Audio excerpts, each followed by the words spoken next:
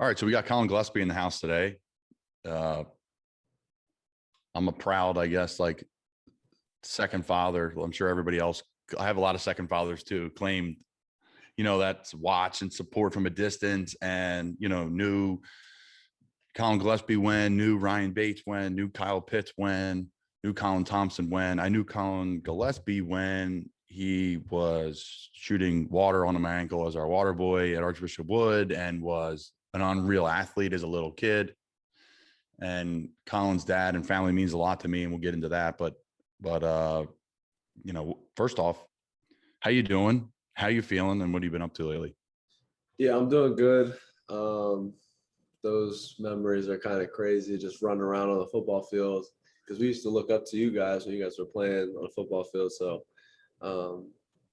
those memories were crazy when we would just run around, shoot water, and kind of just throw a football around, mess with you guys during practice. But I'm good. I had surgery a little over a month ago now, so just starting to rehab with that, and that's really what I've been doing, finishing up school strong and doing physical therapy every day, trying to get healthy again. Yeah, the PT grind is something that I know very well. I've been a part of that. I've knock on wood, I haven't done anything with my knees, but I've done a lot of stuff with my feet early in my career, almost 10 years ago now. But, so to fill everybody in, Colin was 13 All-American, All Big East, Co-Big East Player of the Year, which is insane to me. Not that you don't deserve it, but it's wild, man. Like it's just great. It's great. I get emotional about it because I saw you as a freaking child, and then I'm like watching the FS1. I watch a lot of Colin Cowherd, and they're like, Joy Taylor's like, and check in for Big East hoops tonight. Colin Gillespie and Villanova Wildcats take on. I'm like, Jesus, like it's crazy, man. It's awesome, and we'll get into that. But essentially, you're playing Creighton. You guys are playing for the regular season Big East title. It's the first half, and I turned the game on a little later, right after you got hurt and you weren't in, and then you weren't in, and then it went to half and you weren't in. And I just went to Twitter and typed your name and boom, it popped right up. You're down on the bench. I started like freaking out. They're showing your parents in the stands, which I loved. Freaking out. Jimmy's getting some good TV time with Teresa, which was fantastic. All right, so you go down. It's the knee, it's the MCL. Take us through the moment leading to the play. Did you feel it right away? What happened? Yeah, I never had any knee injuries, so right away I was confused because it felt like a bone. Like it felt like when you crack your knuckles, like that kind of feeling. But in my knee, and then it got really numb. So I was confused at first, and it hurt, and it was hard to walk on because it kept like giving out. So I was like, I don't know what this is, but it's kind of serious because I was trying to play, but I couldn't. And then they took me back, and when I told the doctor I had felt a pop, he was like, "All right, that's probably not good. You're done. You have to get an MRI tomorrow." And I was like, no, like the numbness is worn off. Like I'm fine. I'm ready to go. He's like, "All right, like stand up and take a couple steps then." And I had like stood up to try to take a couple steps, and my knee kept giving out and I couldn't do it. But it was tough, honestly, especially on senior night during like that game for the championship. It was rough. But then you fall back on your faith and you rely on your faith and just kind of know that there's always a plan for everything and there's a reason for it. And then I was just kind of right from then I was like, all right, time to get the surgery and start getting back as soon as possible. You guys are trending in an upward direction, and the team went on to make a run, without you, but I would say with you, because it's TV stuff. They're loving it. They're cutting to you. You're clapping your hands on the sideline, and you're engaged, and you're a leader on the team, and you're doing all the right things. That's what you do. But again, in the back of your mind, you're like, shit, I'm done. Right? Is that what's going through your head, or what's going through your head as you're sitting there as the second half goes on? Yeah, no, I kind of knew that was probably it for the rest of the year. Because I had felt it, and at the time I had felt it, I was like, all right, this could be my season, but I wasn't sure because I never had a serious knee injury. And the doctor kind of wasn't really giving me great news. He was just like, all right, we'll get an MRI tomorrow. but he obviously wasn't going to tell me my MCL was probably torn there and I was done for the season. So next step was kind of just go back out there, kind of make sure that like my energy is good and I'm positive for those guys. And then they ended up playing great that game. And then 2 games after that were rough because adjusting to playing without me and on the floor. But they did a good job towards the end of the year. They got back to just making everything a little bit more simple, and they did a great job of just playing Villanova basketball and competing and playing hard. And that was what was really special because that's what we take pride in. So that was good towards the end of the year. And obviously nobody wants to lose, but you lose to the eventual national champions and you realize all these little things that you could have done. And you're sitting there kind of kicking yourself because you were this close. So, but I was proud of those guys. It's pretty crazy how we see it in football. You see it, you don't realize it when you're younger, but because of the film, because of the in-depth analysis, because you're going through things at a such different pace, you're dissecting every little play, every little mistake, everything that you did well, even could be wrong. You get to see where you lost the game. And like, don't beat yourself. Like, it just rings through the halls of Matt Rule's teams. Like, there's literally just don't beat yourself, and you're really gonna have a chance to win in the fourth quarter. It's always been like that with Coach. So leadership wise, and we're gonna get into some of Jay Wright stuff. So leadership wise, right? You say, okay, I'm going down. I know the knee's out. It's the next week. I got to dial in. I got to get involved. The team makes a run to the Sweet 16. You're there, but take us back to the week after, and then you're sitting there, or when you get your surgery, or actually you just got your surgery a month ago, the season's been over for more than that. So take us back to after the Creighton game, you're done for the year. What's the self-talk like? What is the struggle like? And then where in your mind you're like, okay, this is what I got to do to impact this team, even though I'm not on the floor. Yeah, that was really important because we had, after the day after I found out that I was done for the year, and then I scheduled my surgery that day. The day after, I scheduled it for next week, and I think we had a game on a Saturday at Providence. And I was there the next morning after I had gotten hurt. We had like an 8:30, 9 o'clock, like walkthrough kind of practice type thing. And I just made sure that I was showing up on time. I was still doing everything that I would normally do that if I wasn't hurt. And then being at that game on Saturday, I was kind of sitting up front. I was helping guys if they needed it coming off the bench. Like if I saw things, so you see things from a different perspective when you're not playing, and when you're watching from the side. So I was just trying to help them any way I could when I was hurt. But then after that game, that was my last game with them because they had they were going to the Big East tournament, and I was going to come back and get surgery. So that was probably the toughest part, was watching from home. Obviously, you sit there, you could be in your head about it and be like, oh, this sucks, blah, blah. But I mean, so something that Coach Wright always says to us is like, don't listen to the outside noise, because 80% of the people don't care, and 20% are probably happy that you have those problems. So which is like a funny thing that he always says to us. So I'm just sitting there, and like there's like 1% of people in your close like corner, good family, good friends that are really feeling for you. And then there's other people out there that are just going about their day the next day. Like, yeah, it sucks, but you got to move on. And that was kind of my mentality. Don't feel sorry for yourself. Like, this is just a part of like God's plan for you. And then it was just moving on, getting surgery, starting physical therapy and rehab. But the toughest part was definitely being like, it was the day after my surgery. They were playing on a Thursday against Georgetown, and they ended up losing by 1. And I'm sitting there like watching this whole game, like we could have done something here. Like this could have helped us win the game, but definitely watch it from home. And then that's the tournament I was watching from home, and finally able to get out there for the Sweet 16. But that was the toughest part.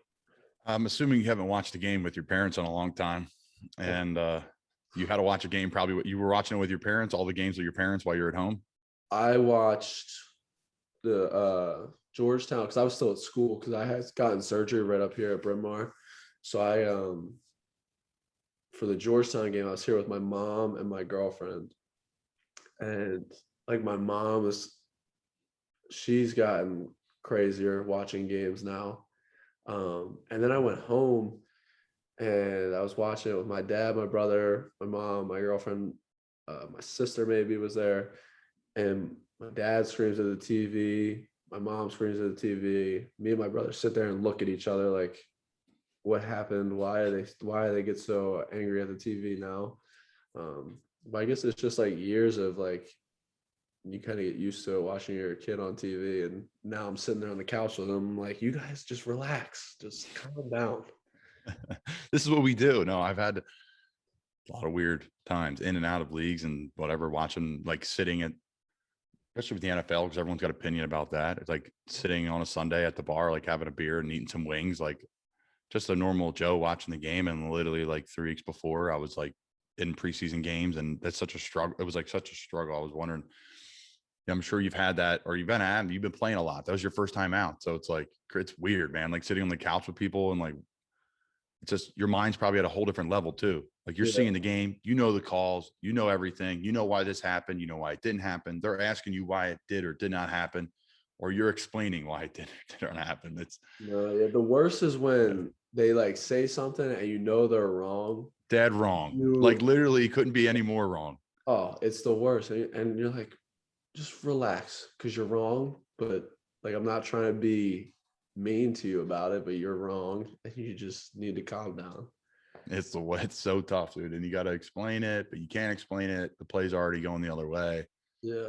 Yeah, it's tough. So you mentioned Jay Wright. We'll start with the most important question. What's the dress about? What's with the get up? Because it's the best in the game, right? Yeah. I mean, how does he pull it off? Is it a top of a conversation with you guys on the team? He's, you know, a good looking guy. He rocks the suits, clean cut. What's the story behind the suits, and do you guys give him shit for it? No, we never talk about it. He kind of just, I mean, he just always looks nice. He's never had a day where he's just like dressed in like sweatpants and like a t-shirt. Like he's always kind of like put together.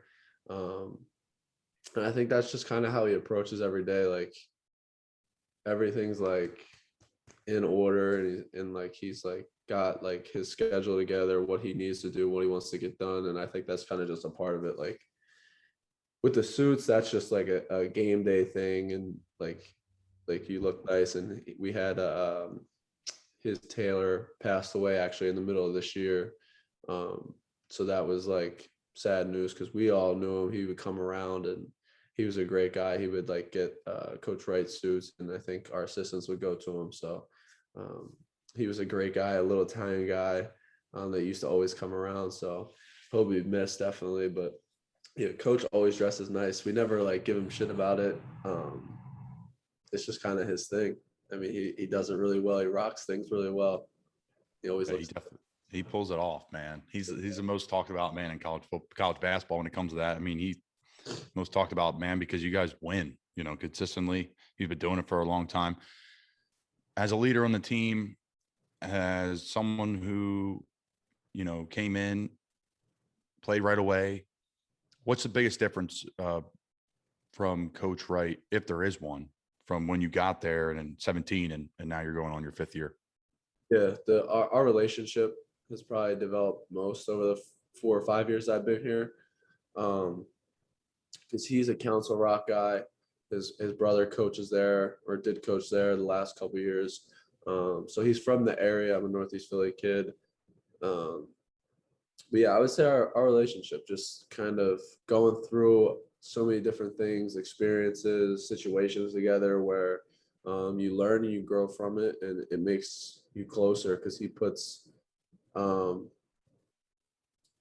like a lot of pressure on me to kind of lead the team and kind of be a coach off of the floor and on the floor as well. So I would say our relationship. What's he like when you come in as a freshman? Is he the tough coach that starts tough on you guys? Is he the guy that wants the seniors to handle the freshmen? Is he the guy who's loosey goosey all the way through? What's he like?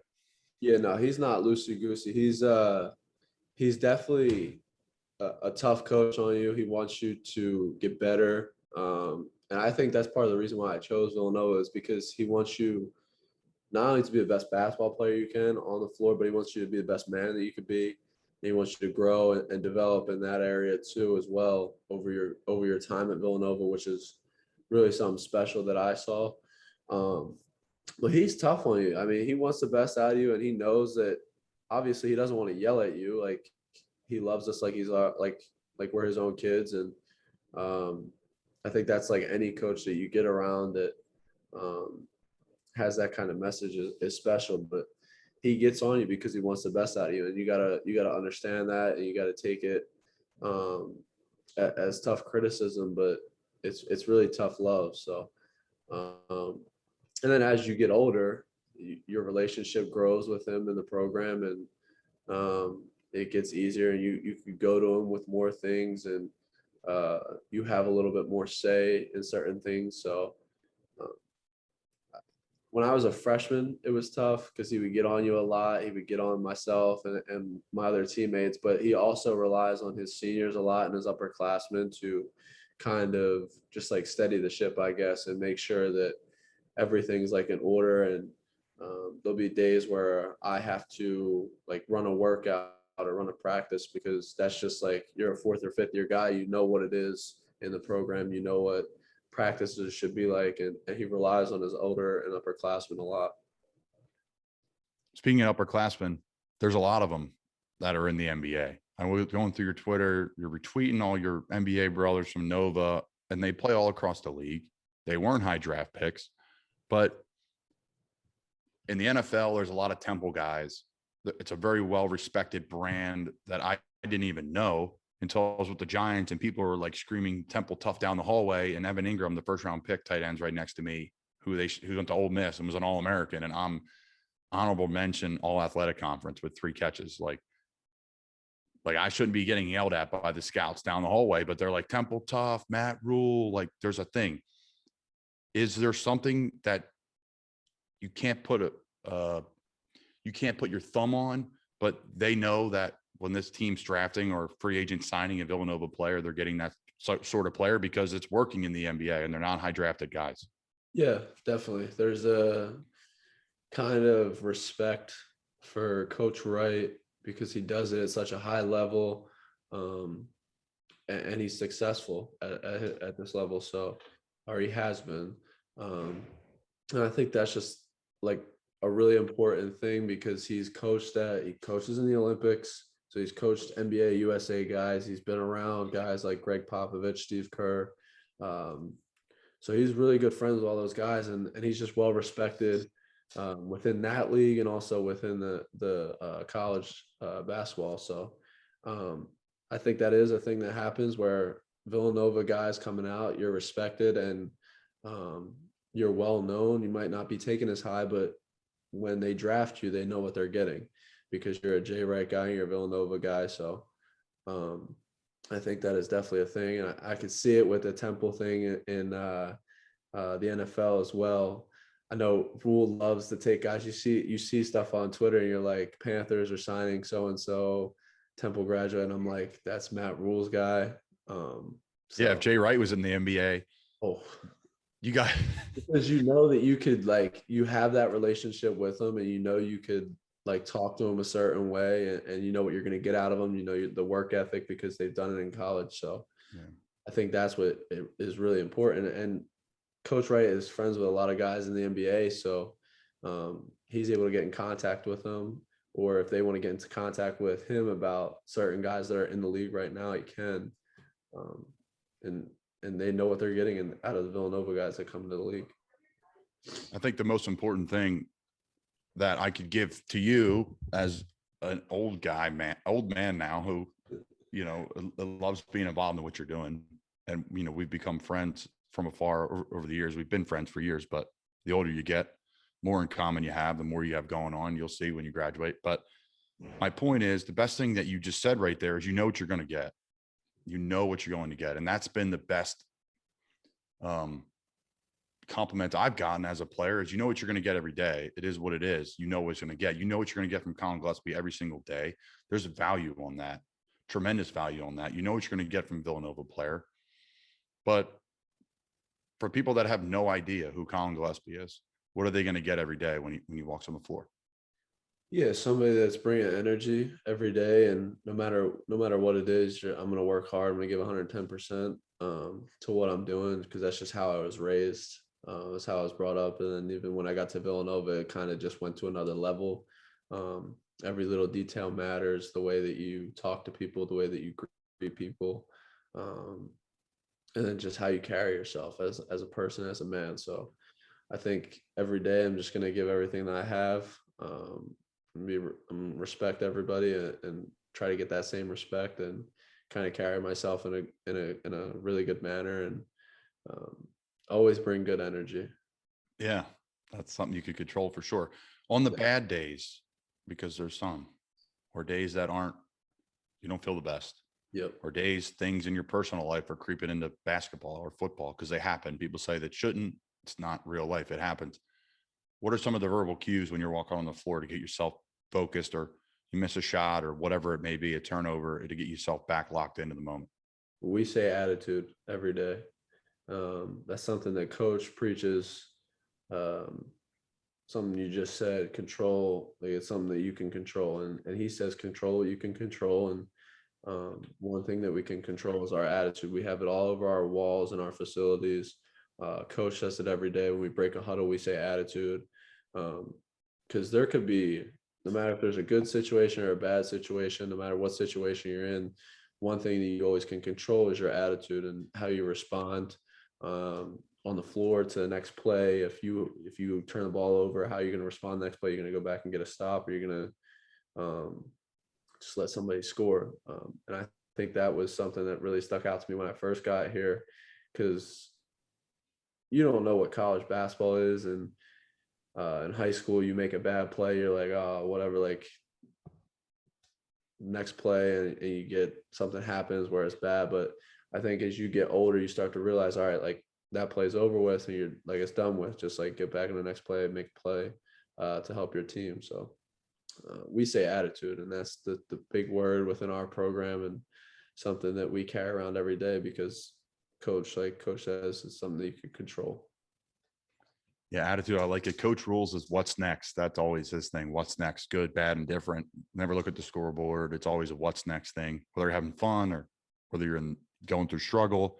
What's next? And it's something that's, ingrained in me now, playing for him for seems like a while, but it's been great, and learning from him from a long time. So, all right, NBA player that you watch, you have a keen eye on, that you try to replicate your game after, or someone you just enjoy watching? I'll give you two, because I'll give you one that I used to watch, that Steve Nash. Okay. I used to love watching him. He's my favorite player growing up. Pretty good. Yeah. And a guy now, it's tough.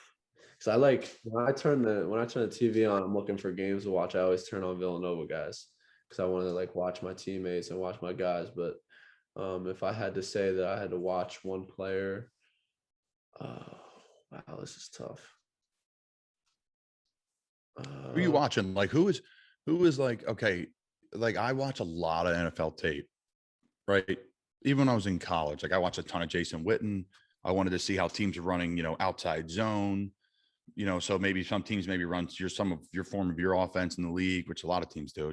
You guys just move the ball at an unbelievable rate. I would say more it's hero ball in the league now, but I don't know. I don't know what the hell I'm talking about when it comes to basketball. You do, but I'm watching certain NFL guys, and I'm in it, and I'm still watching George Kittle and different offenses of how they function.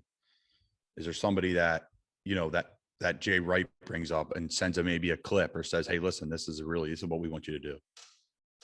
He'll send clips of Villanova guys a lot. Kyle Lowry is a big one, because he's a vet in the league that's still doing Villanova things. He's take charges. He dives on the floor, just plays at an incredible level with an incredible energy, and plays hard. But Coach refers to LeBron a lot, because He's a guy, like he's the best player in the league, year in and year out. And he's able to take the most heat out of anybody because he's respected the most, and the most is expected out of him. And coach really just respects the way that he approaches every game. He's not always looking. You get guys that are like end of the game, 10 seconds left, that who's taking the shot. And LeBron's a guy where he's just like, if the shot's there, he's going to take it, but he's going to make the right basketball play. So coach brings up LeBron a lot because he's the highest level, best player in the league. And he's another guy that he brings up is Luka Doncic. He's very skilled, very fundamental, uses his pivots really well. Stuff he tries to emulate guys that do a little bit of what we do sometimes. But a guy that I love to watch I love watching Devin Booker from the Suns. I love watching Chris Paul from the Suns. Those guys are really skilled and really masters of their craft. When it comes to film, we watch a lot of teams, right? Obviously week to week, but in the off season, hey, we're put this X team run this, or we're going to do more of this, and we're going to watch more of this film.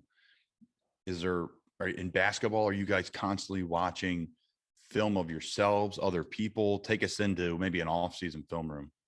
It's film of ourselves in the off season. Definitely just watching. We watched the Baylor game a few weeks ago. Just like little things that like you say, like, this is what cost us the game here, and this is what we could have done here that could have helped us win the game. But we watched the Baylor game, but during the season, it's mostly scout film, your opponent for that week. But other than that, it's kind of just film of yourself and your opponent when you're about to play them. And then obviously coach loves to watch the Spurs, just their offense and what Greg Popovich does. What you guys are doing film wise in the offseason? Yeah, we don't really like. A few weeks ago, we watched Baylor, obviously, but what are you watching Baylor on? What are you picking apart what Baylor does? Just what, like, we're watching plays where you see that we could have won the game here, just off this little play. It's little details that we felt like that we missed out on an opportunity to win the game, or this little play. We don't say one play. We never say that one play kind of lost us the game. It's the culmination of things, the little things over the course of the game. So we watch that, and then really we won't watch film unless it's like on us. We'll watch our concepts and our habits throughout the summer. If we're going to be doing something in practice that's going to be leading to that, so he'll show something from a game of that concept or that habit that we're going to be working on. But off season is really light, and then during the season it's heavy on just like scout and the opponent that we're going to be playing. So you're third team All-American, which is,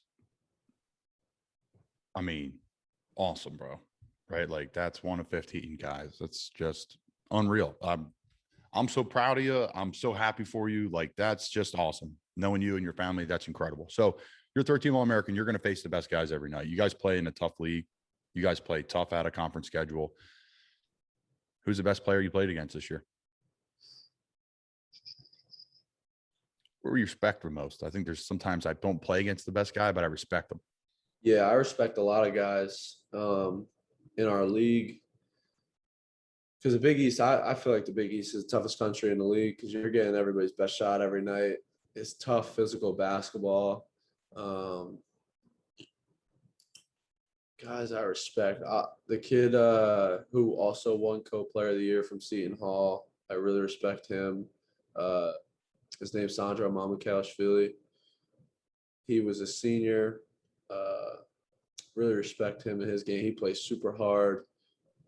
He's able to do a little bit of everything. He's a 6'10" big who can handle the ball, shoot, pass really well.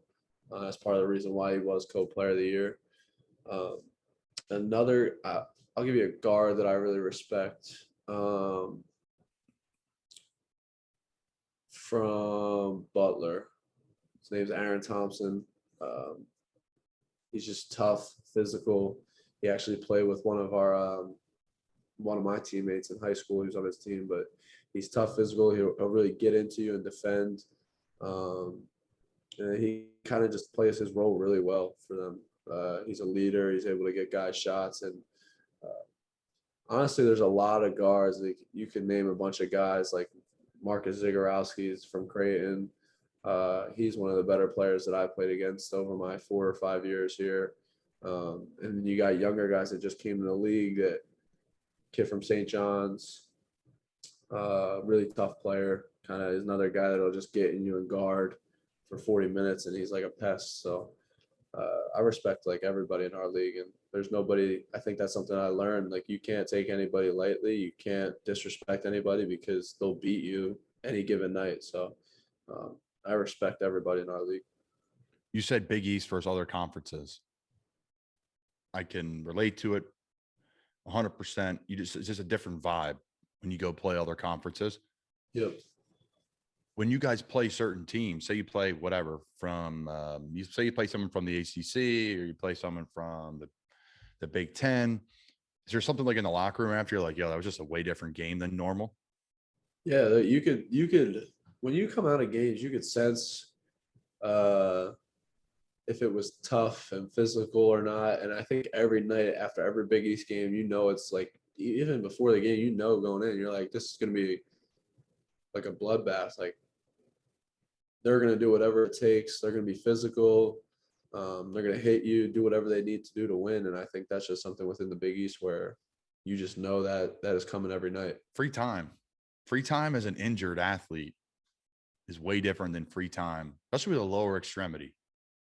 I broke both my feet. Like, it's one thing to be, brutal to do. You can't do anything. And then you ask your coaching staff, like, what can I do outside of basketball to like get your mind off it? And they're like, you're not supposed to be doing anything. I'm like, all right, whatever. Watch film. They're like, watch more film. I mean, literally, there's nothing. It stinks. Like, I struggle with it socially. I think it's the nice thing is you're an older player. You're a proven guy. You've got to the top of the mountain, and you're going to continue to put the work in to stay there. You know what it takes to stay there. I was like nowhere near the mountain. I wasn't even on the hill, and I was questioning everything I did. I was just messed up. I was just in a real dark place with injuries and lower body. You can't go for walks. You can't do anything. You can't go out to, like, you can go out to eat, but like, if you're in crutches, like, there's nothing worse. Like, it's just, everything's a pain. You need people to wait on you all the time. Like, it sucks. Yeah. I hated it. So what do you got going on in your free time right now as you're grinding through it? Ooh, kind of just right now, just spending, because senior year, graduation, people are leaving. So all my friends are leaving. I'm coming back. So just spending a lot of time with friends, teammates, my girlfriend.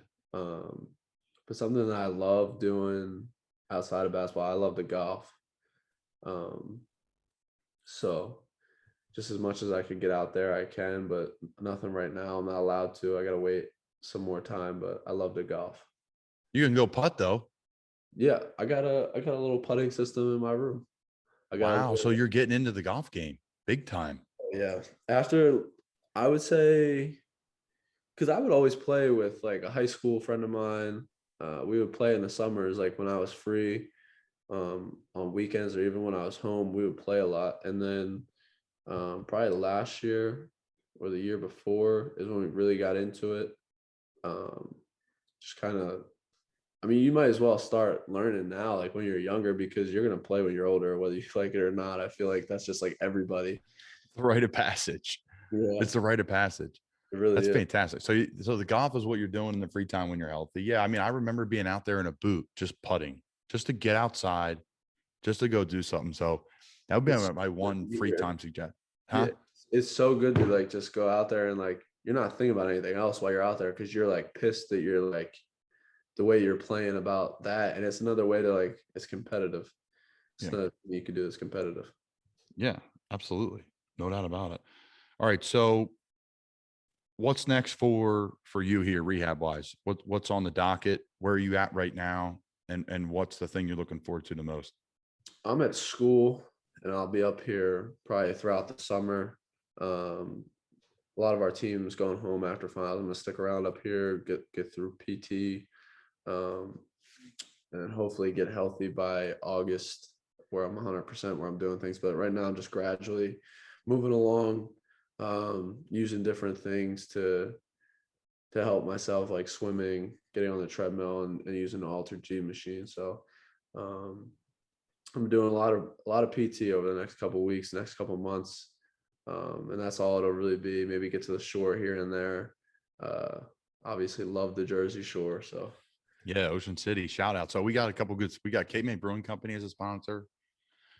We have Wealth Advisory Services. They're down in Cape May, and then we have the Fudge Kitchen, the original Fudge Kitchen.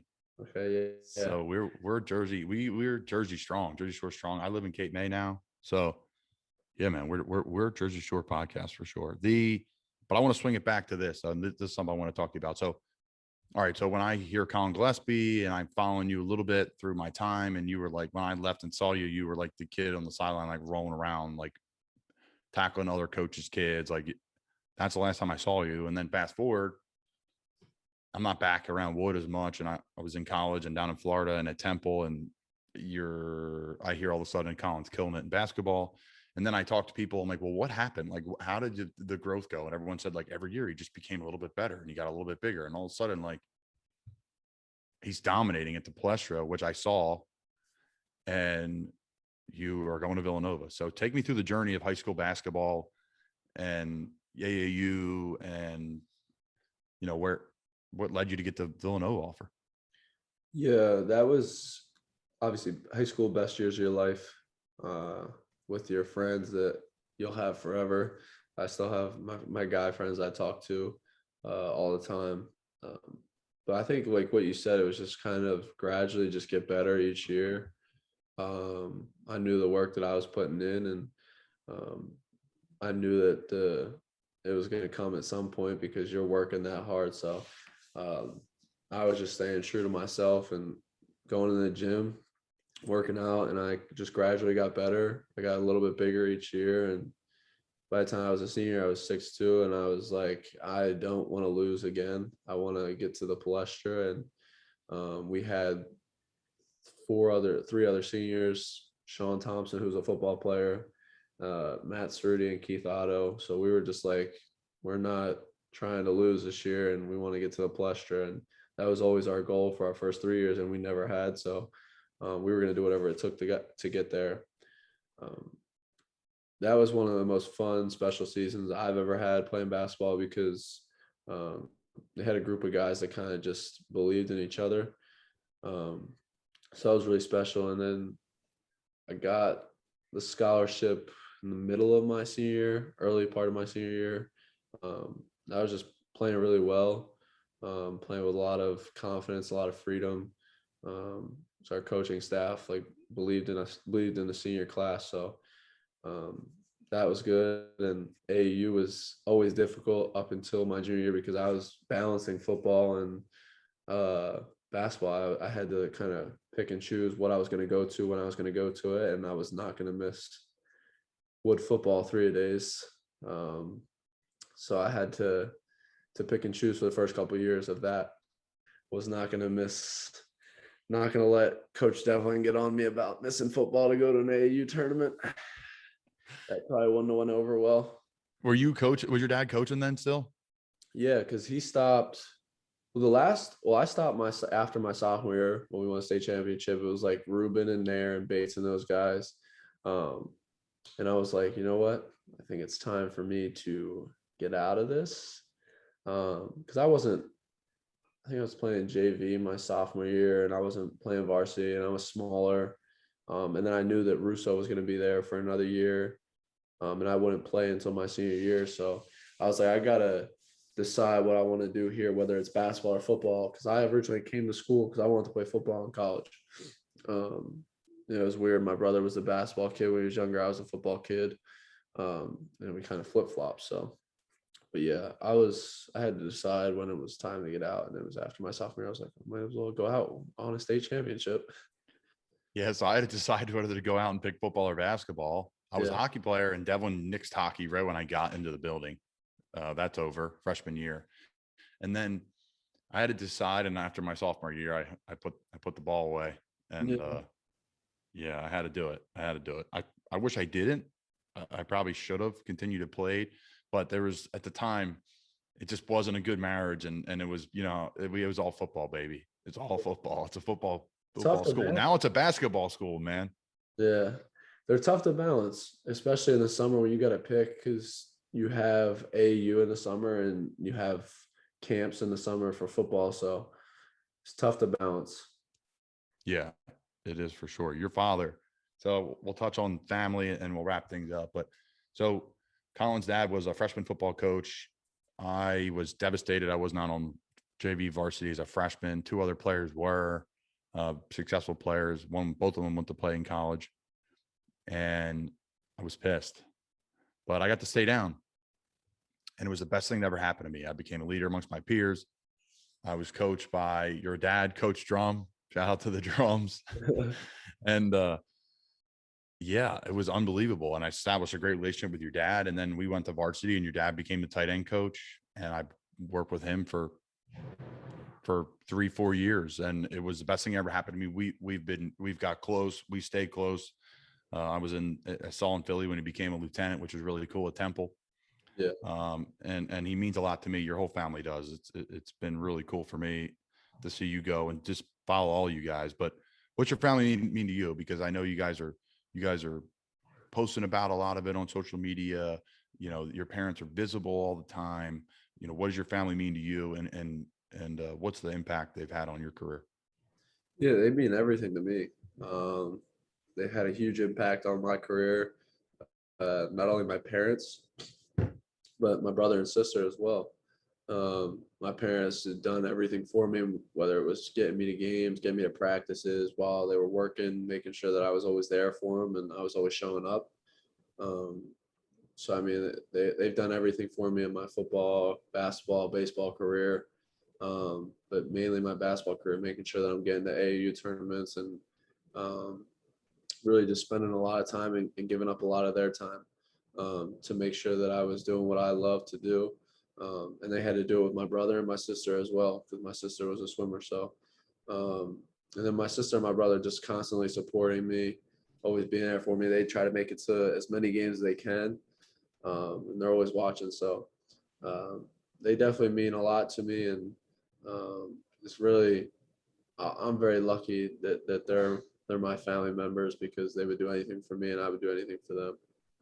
We'll talk about the Archbishop Wood family here a little bit. So Kyle Pitts, Ryan Bates, Yep. myself, and now Mark Webb in the NFL. Pretty crazy for me. Yeah, a lot of guys. That's a lot of guys. And it is remarkable to happen this past weekend, which was just really cool and awesome for the school. But so Webb and Pitts, right? And Ryan? Yeah, I know all four of you guys really well. Yeah. I went to school with Gator, Mark Webb. He was in my class, and then Kyle's a year younger than me. So I was around those guys a lot my last 3 years of high school. No. When you were in school, you're saying, were you a freshman? Yeah, I came in 2013. Whose year was that? Yeah, no. So You were 15, right? No. So I left Wood in 2012. I graduated. Holy shit. Yeah. That's crazy. 2012, man. So 2012. the year before, you would have been a senior the year before I got there. Yep. So I came in 2013. It was probably like, I don't even know who that was. What do you mean, like football wise? Yeah, it was like Coop. Nick Arch. Yeah. And Walsh. Coop was younger. Coop was a sophomore. Yeah, because big as hell. Yeah. He was with Ruben and them, right? He was with Ruben and Bates and all them. They were all the freshman guys. Okay. I was a senior when Jake Cooper played at Penn State. Ryan Bates, who was on the podcast, Jake played varsity. Bates played freshman. Yep. Football was fun though. Like that was an experience that like you had to go through. Absolutely. Freshman football was great, especially your dad and Coach Drum. Like, I was so lucky to have great youth coaches that I honestly like, and you could attest to it probably with hoops. I'm sure you had some great ones, but like having good youth coaches that are just bought in and available. And you look back and you're like, yeah, it's not the best coaching I ever got. Like, it's not like it's the best technique work in the world, but like people there, like your dad didn't even have any kid in the program. I didn't even think about that. Right. Till neither did Steve Devlin. Neither did Coach Stengel. Neither did a lot of coaches. Coach Carey, obviously, like the list goes on and on. All the Whites, all the people, the White family, like all these guys had no kids in the program, and that's not real life for that commitment level for what went on. So no, I mean it was ridiculous. I'll never forget freshman football. We played at McDevitt. Your dad was there. Obviously, he was our head coach. Your family was there. I'll just never forget that. Like just playing down on the bottom of that hill there. And I have definitely freshman football was so much fun. Then it got serious. Yeah, then it got serious real quick. But your dad, like, I remember like having talks with him and Devlin, like, can I please move to tight end? I'm done playing offensive tackle. Like, not that I was like catching any balls or anything. I still don't, but yeah, I just wanted to play tight end always. So yeah, all the guys playing like are just waking up. Let's see, Saturday. Yeah, so everyone's waking up to get the Xbox Live tuned up and the Wi-Fi is just crashing in the building. Exactly. Yeah, no, is it finals? Are finals over? Yeah, finals. I got a final later today. What's your final on? Non-violence. Non-violence. That's the course. Yep. What's the question? Can we get it? Let's see. It's like, I have no idea. What's going on at Villanova? I mean, I would think like, it's like intro. Yeah, it's like this class is like, we learn about like Martin Luther King and Okay. like his journey and kind of how he used nonviolence and stuff like that in his protests and all that good stuff. Yeah, see, that's upper level learning. That's nothing I experienced in my career. So thank God you went to Nova. You're learning about all. My first couple of years were like intro to like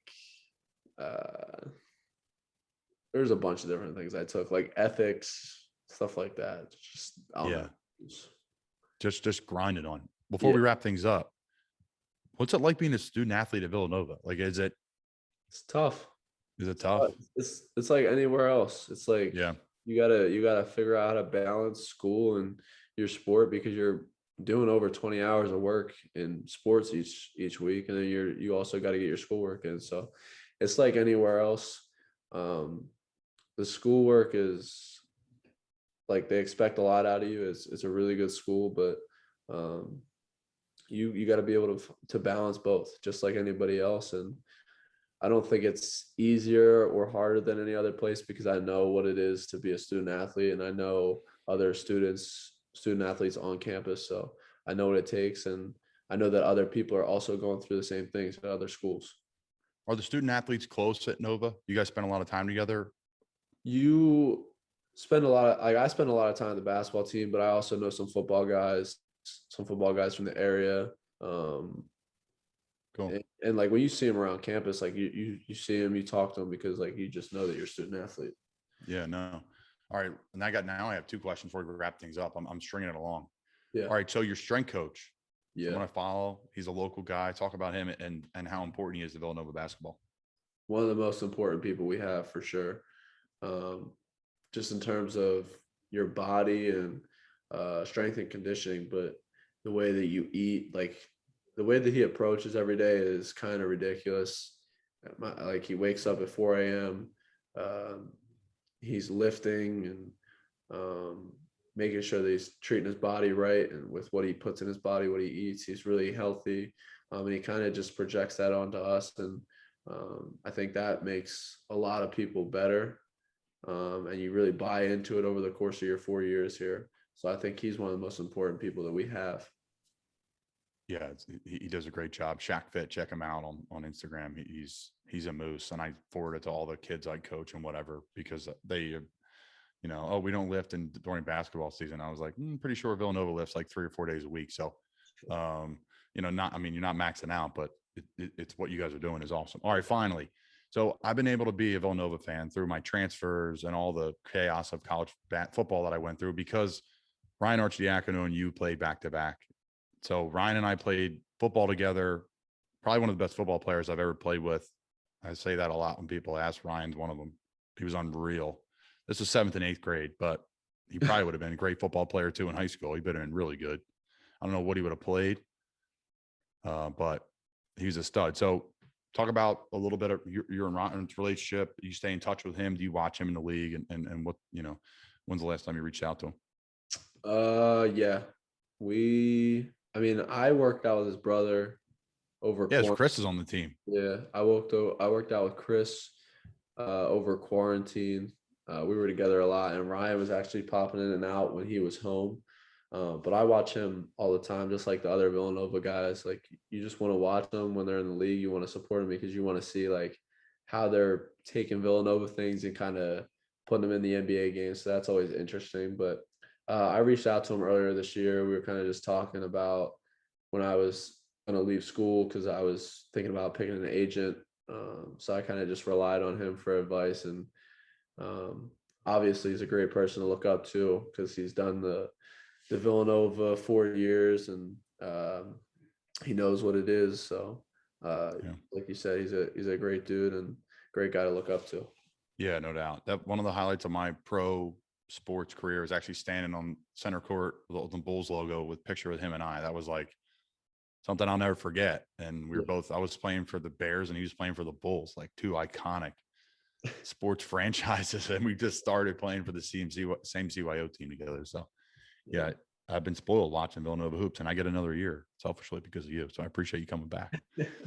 Collin Gillespie, Archbishop Wood legend, Villanova legend, comes from a great family that I've been lucky to learn a lot from and be around. So thanks for coming on, brother. Appreciate it, my guy.